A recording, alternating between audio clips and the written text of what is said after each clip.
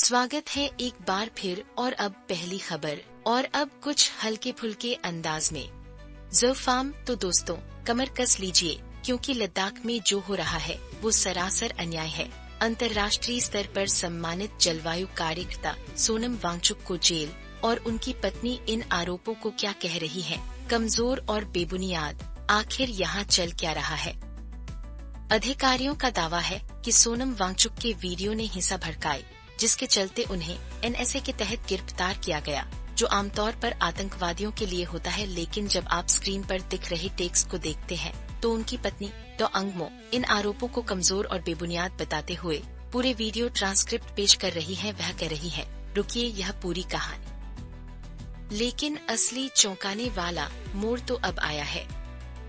डॉ अंगमो का कहना है कि अधिकारी उनके शब्दों को तोड़-मरोड़ रहे हैं और सबूत यही आपके सामने है।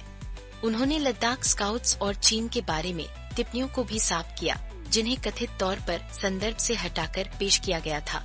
उन्होंने बस सीमा निवासियों की संतुष्टि की वकालत की और टकराव को अस्वीकार किया। भले ही कुछ भी रिपोर्ट किया गया हो, राष्ट्रीय सुरक्षा अधिनियम जो गंभीर खतरों के लिए होता है, उसे एक गांधीवादी कार्यकर्ता के खिलाफ इस्तेमाल किया जा रहा है। यह सिर्फ सोनम वांगचुक की बात नहीं है, यह शांतिपूर्ण वकालत और लोकतांत्रिक अधिकारों के भविष्य की बात है। वरिष्ठ वकील विवेक तन्खा ने उनका समर्थन किया है और उनकी रिहाई की मांग कर रहे हैं। तो ज़ोफाम, क्या यह सच में कानून व्यवस्था के बारे में है या लद्दाख के भविष्य की लड़ाई में एक ताकतवर आवाज को चुप कराया जा रहा है? लेकिन असली सवाल यह है, ठीक है, मैं इस एक खबर पर बात करने के लिए पूरे दिन से इंतजार कर रहा था। तो दोस्तों, आपको इस पर यकीन नहीं होगा कि अभी क्या हुआ है। दिवाली 2025 पर सोने के दाम पूरी तरह से धड़ाम हो गए। क्या यह बाजार ने हमें सुनहरा मौका दिया है या एक ऐसी जाल है जिससे हमें बचना चाहिए? अभी स्क्रीन पर देखिए और ये आंकड़े तो बस चौंकाने वाले हैं। MCX सोने का भाव 1,28,000 रुपये प्रति 10 ग्राम पर आ गया है और चांदी वो भी 300 रुपये प्रति किलो से ज्यादा नीचे गिर गई है। इस भारी गिरावट का पूरा ब्यौरा आधिकारिक आंकड़ों के साथ यही स्क्रीन पर आपके सामने है। लेकिन असली चौंकाने वाला मोड़ तो अब आया है। यह सिर्फ एक मामूली गिरावट नहीं है। विशेषज्ञ कह रहे हैं कि यह दिवाली की तेजी के बाद मुनाफा वसूली, मजबूत अमेरिकी डॉलर और अमेरिका चीन के व्यापारिक तनाव का नतीजा है। इस बड़े बाजार बदलाव के पीछे के मुख्य कारणों को दिखा रही यह जानकारी देखिए। और इतना ही नहीं, यह सिर्फ भारत की बात नहीं है।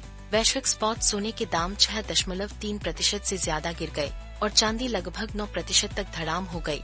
रॉस मैक्सवेल जैसे विशेषज्ञ कहते हैं कि सोना अभी भी एक सुरक्षित निवेश है, लेकिन स्क्रीन पर देखिए, वे बाजार की अस्थिरता को लेकर खतरे की घंटी बजा रहे हैं। जब आप सारे आंकड़े देखते हैं तो वे तो दिवाली से ठीक पहले सोने की गिरावट और विशेषज्ञ इस पर पूरी तरह से बंटे हुए हैं। ऐसे में आप क्या करेंगे?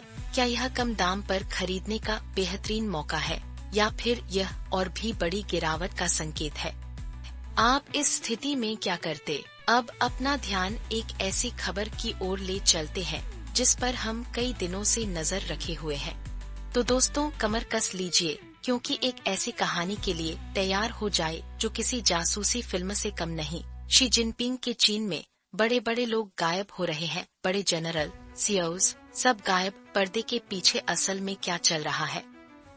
अभी हाल ही में चीन के दूसरे सबसे बड़े सैन्य अधिकारी जनरल हे वेइदोंग और 8 अन्य वरिष्ठ जनरलों को निष्कासित कर दिया गया। इस ब्यौरे को देखिए। भ्रष्टाचार के लिए गंभीर उल्लंघनों का हवाला दिया गया। लेकिन हे वेइदोंग तो एक करीबी सहयोगी थे। कोई पद नहीं, कोई सुरक्षा नहीं और सबूत यही आपके सामने है, आपकी स्क्रीन पर साफ साफ दिख रहा है। लेकिन सबसे मजेदार बात तो ये है, यह सिर्फ सेना तक सीमित नहीं है, निजी क्षेत्र भी घेराबंदी में है। हम बात कर रहे हैं सेमीकंडक्टर वैज्ञानिकों और सीईओज की जो ल्यूझी नामक एक अपारदर्शी प्रणाली में गायब हो रहे हैं। द इकोनॉमिस्ट की रिपोर्ट है कि कार्यकारी अधिकारी लगभग हर हफ्ते गायब हो रहे हैं और सबूत यही आपके सामने है। इस दृश्य प्रमाण में हम यही देख रहे हैं। इसके पीछे क्या वजह है? आधिकारिक तौर पर तो भ्रष्टाचार विरोधी अभियान कहा जा रहा है, लेकिन विश्लेषक खतरे की घंटी बजा रहे हैं। कह रहे हैं कि यह निष्ठा, सत्ता के केंद्रीकरण और पूर्ण नियंत्रण के बारे में है। यह सिर्फ भ्रष्टाचार नहीं है, यह एक भयानक सत्ता का खेल है, जैसा कि यह आंकड़ा साफ तौर पर बताता है। यह खौफनाक कार्रवाई स्टालिन के सफाई की याद दिलाती है, और यह नीति से नहीं बल्कि डर से चीन को बदल रही है। चौथे प्लेनम के नजदीक आने के साथ शी जिनपिंग का संदेश साफ है, अनुशासन, गतिशीलता नहीं, लेकिन वैश्विक अर्थव्यवस्था और शांति के लिए इसका क्या मतलब है? क्या इस नए चीन में कोई सचमुच सुरक्षित है? और इसके परिणाम तो होश उड़ाने वाले हैं।